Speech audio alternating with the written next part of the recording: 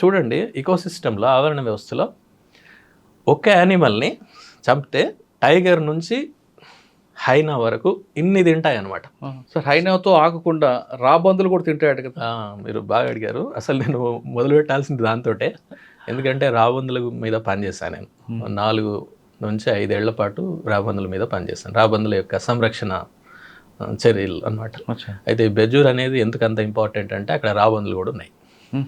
రాబందులు అనేవి ఆంధ్రప్రదేశ్ అండ్ తెలంగాణ రెండింటిలో కూడా అంతరించిపోయినాయి ఎప్పుడో.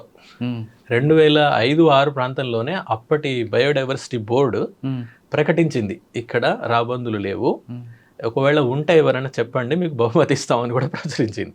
నేను అప్పుడు చదివాను కానీ దాని గురించి నాకు అంత తెలియదు, ఎందుకంటే ముందు ఇది నేను సర్వీస్లో రాకముందు. కానీ తర్వాత వెళ్ళిన తర్వాత బెజూర్ పోయిన తర్వాత ఇట్లా పెద్ద పెద్ద పక్షులు ఉన్నాయి ఇక్కడ అని